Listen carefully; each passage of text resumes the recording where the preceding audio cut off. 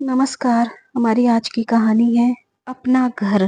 सलोनी घर का सारा काम खत्म करके बालकनी में बैठकर चाय की चुस्कियां ले रही थी कि तभी डोरबेल बजी। वो उठकर देखने गई थी कि कौन आया है। देखा तो उसे आश्चर्य हुआ कि उसके बड़े भाई दिनेश थे। उनके हाथों से बैग लेकर उन्हें आदर के साथ घर के अंदर ले गई। उन्हें सोफे पर बैठाकर पानी लाने रसोई में गई।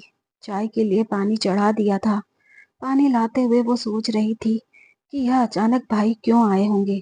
3 महीने पहले घटी हुई घटना के बाद उसने सोच लिया था कि अब मेरा मायका नहीं रहा है, पर आज भाई अचानक कैसे? उसने अपने भाई को पानी पिलाया और हाल चाल पूछने पर उन्होंने सर हिलाकर सब ठीक है कहा।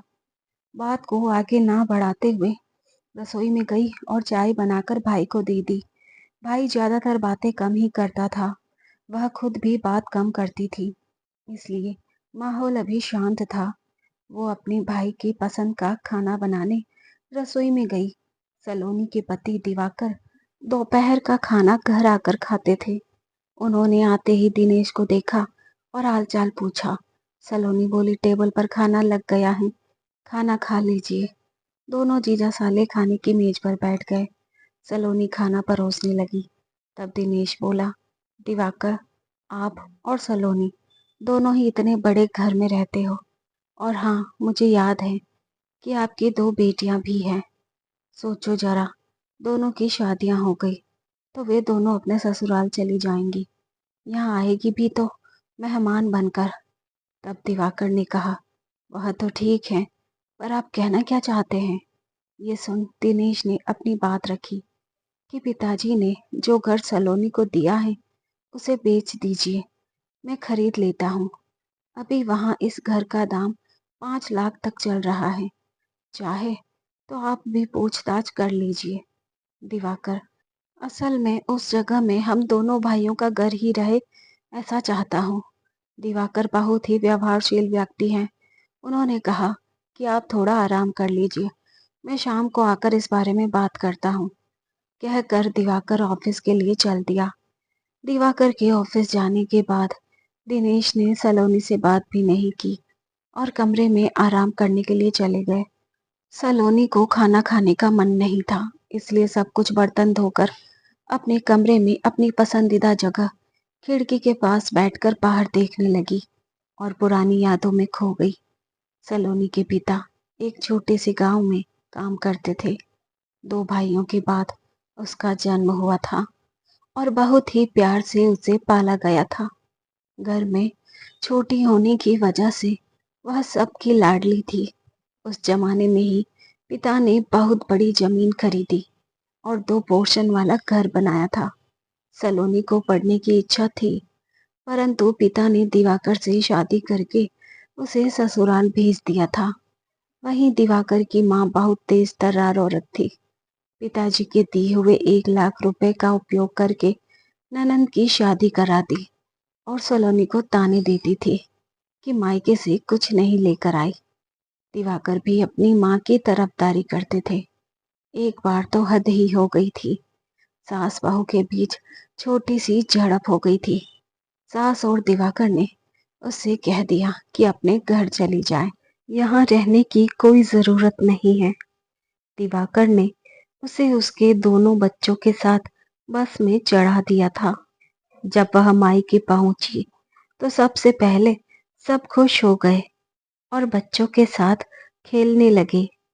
माँ ने मुझसे पूछा कि सलोनी बेटा, तुम मायके आई हो, इसकी हमें बहुत खुशी हुई है, परंतु यह अचानक कैसे आ गई? ना कोई फोन ना कोई खबर की है। सलोनी ने माँ को सारी बातें बता दी थी। माँ ने उसे समझाया कि बेटा, अब तेरा घर तेरा ससुराल ही है। परिवार में ऐसी छोटी छोटी बातें होती रहती हैं, उन्हें अनदेखा करते हुए ही आगे बढ़ते रहना ही जिंदगी है। 1 हफ्ते के बाद माँ के कहने पर कि मैं अकेली काम नहीं कर सकती हूँ, इसलिए दिवाकर सलोनी को लेने आ गया था। सलोनी बच्चों को लेकर उसके साथ वापस जाने लगी तो माँ ने सब कुछ जानते हुए भी फिर से समझा दिया था कि अब वही तुम्हारा घर है, कुछ समय पश्चात सास ससुर की मृत्यु हो गई थी। सलोनी ने भी सालों में चुप्पी साध ली थी, क्योंकि मायके में अब माँ नहीं रही। पिता को देखने के लिए कभी कभी चली जाती थी। रवि छोटा भाई है, जिसकी नौकरी शहर में लगी थी। उसने अपने घर को किराए पर दे दिया था। बड़ा भाई दिनेश के साथ पिता रहते थे। उन्होंने रिटायर्ड होने के बाद पीछे जो जगह थी, वहां 2 कमरों का एक घर बना लिया था। सबने सोचा कि दोनों लड़कों के लिए घर है, फिर एक घर क्यों बनाया है? उन्होंने जवाब नहीं दिया था।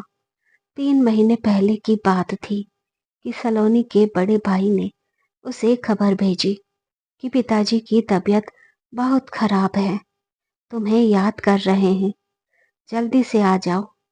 सलोनी ने पति दिवाकर को पिता के बारे में बताया और अकेले ही मायके चली गई।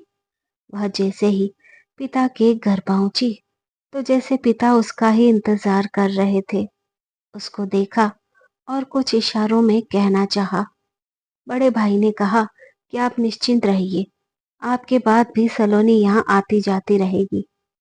पिताजी की उम्र हो गई थी। उनकी मृत्यु उसकी आंखों के सामने ही हो गई थी। 12 दिन कैसे बीत गए पता नहीं चला। सारे रिश्तेदार चले गए थे। सिर्फ दोनों भाभियों के मायके वाले ही रह गए थे। मैं भी अब जाना चाहती थी। सलोनी ने अपनी भाभी से कहा कि मैं भी चलती हूँ। भाभी ने खाने की चीजें बांध दी, जो सलोनी की बेटियों को पसंद थी।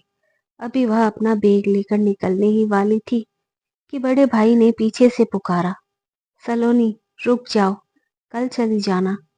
सलोनी को समझ में नहीं आया कि आज क्या है। कुछ ही देर में बड़ा भाई दिनेश किसी को साथ लेकर आया और घर में सबको एक जगह बैठने के लिए कहा।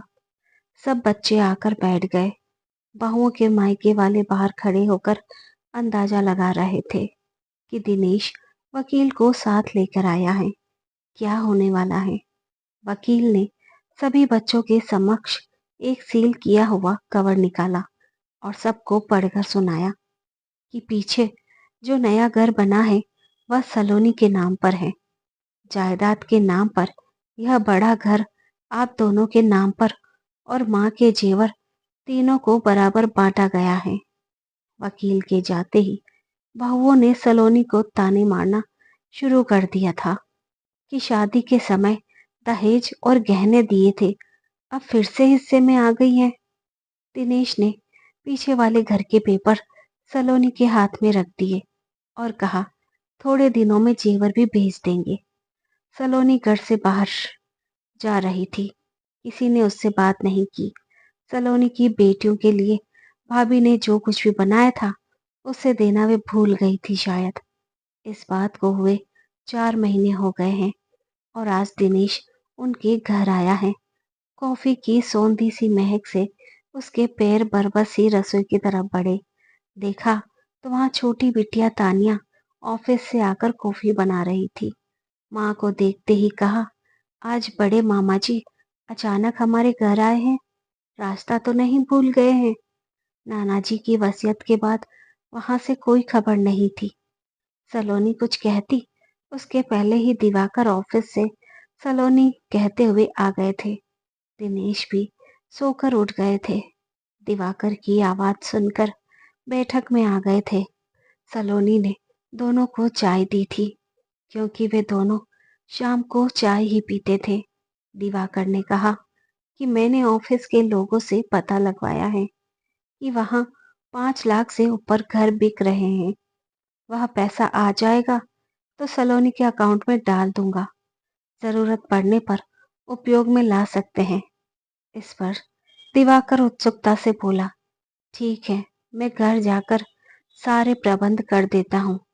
1-2 हजार ज्यादा चले भी गए तो क्या है, बहन ही को मिलेंगे, है ना सलोनी? दिनेश बहुत ही खुश था। उसने दिवाकर को थैंक यू बोला। दिवाकर में डर रहा था कि तुम मानोगे कि नहीं। तान्या अंदर कमरे से आई और कहा, घर माँ के नाम पर है, नाना जी ने उन्हें दिया है। आप दोनों को नहीं लगता है कि उससे भी एक बार पूछें कि वह क्या चाहती है। मायके का घर माँ का नहीं है और ससुराल का घर माँ का नहीं है। बात काटते हुए दिवाकर ने कहा, तान्या बेटा, यह घर तुम्हारी माँ का ही तो है। वाह पापा वाह, हम जब छोटे थे तो आपने माँ को यह कहकर नाना जी के घर भेज दिया था कि यह घर तुम्हारा नहीं है। वहां नानी ने बताया कि यह घर तुम्हारा नहीं है बेटा, तुम्हारा ससुराल ही तुम्हारा है। आज जब उनका अपना घर है तो आप उनसे बिना पूछे उसे बेचने की बात कर रहे हैं। आज की लड़की तान्या ने माँ की तरफ मुड़कर कहा, माँ, जहाँ जरूरत है वहां तो कुछ बोल दिया करो, आप चुप कैसे रह सकती हैं। मामा जी और पापा, वह माँ का घर है, उसे वह नहीं बेचेगी। क्यों माँ, मैं ठीक कह रही हूँ। तानिया की बातें सुनकर सलोनी की आंखें खुशी से चमक गई और आंखों में खुशी के आंसू आ गए और उसने हाँ में सर हिलाकर अपनी मर्जी बता दी। और आज वो पूरे स्वाभिमान के साथ बोली कि हाँ, अब सलोनी का घर नहीं बिकेगा। और क्या हुआ अगर मेरा बेटा नहीं है, पर भगवान ने मुझे बेटे से बढ़कर 2 बेटियां दी हैं और पिताजी का दिया हुआ वो घर मेरे लिए उनका दिया हुआ आशीर्वाद है। मैं उसे नहीं बेचूंगी। यह सुन सलोनी के भाई दिनेश और पति दिवाकर का सर शर्म से झुक गया और दिनेश चुपचाप अपने घर लौट गया। दोस्तों, बेटी चाहे तो अपने पिता की संपत्ति में हिस्सा ले सकती है और सरकार द्वारा हिंदू उत्तराधिकार नियम में सुप्रीम कोर्ट 2005 में किए गए संशोधन के अनुसार बेटियों को अपने पिता की संपत्ति में बेटों के बराबर अधिकार प्राप्त है। यह अधिनियम बेटियों को उनके पिता या पैतृक संपत्ति में जन्मसिद्ध अधिकार प्रदान करता है। दोस्तों, जो सलोनी फैसला किया था वो सही था कि गलत, कमेंट करके अपनी राय जरूर बताएं। कहानी अच्छी लगे तो वीडियो को लाइक शेयर जरूर करें और ऐसी ही प्रेरणादायक कहानी सुनने के लिए हमारे साथ चैनल को सब्सक्राइब करें। मिलते हैं एक नई कहानी के साथ। वीडियो को हाइप करना ना भूलें। Thanks for watching.